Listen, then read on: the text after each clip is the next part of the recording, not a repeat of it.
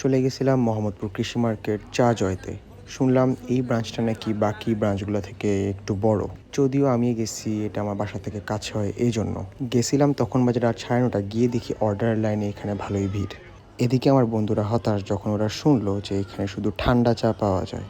লাইনে থাকা অবস্থায় দেখা হয়ে গেছে পেটুক সাহেবের সাথে। কি অর্ডার করবো এটা মেনু দেখে আগেই সিলেক্ট করে রাখছিলাম ওখানে যাওয়ার পর।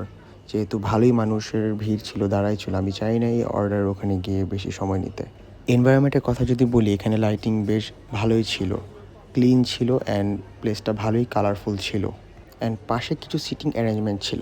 অর্ডার করছিলাম একটা মাচা আইসক্রিম 80 টাকা, একটা পিচ মিল্কশেক 150 টাকা, একটা ব্লুবেরি সানডে আইসক্রিম যেটা ছিল 200 টাকা, আর একটা স্ট্রবেরি মিল্কশেক এটা ছিল 150 টাকা।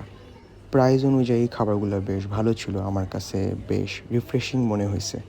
তবে যত বড় লাইন ছিল, ওদের খাবার সার্ভ করতে বেশিক্ষণ লাগে নাই। যারা এই টাইপের ফুড পছন্দ করেন অবশ্যই যেতে পারেন।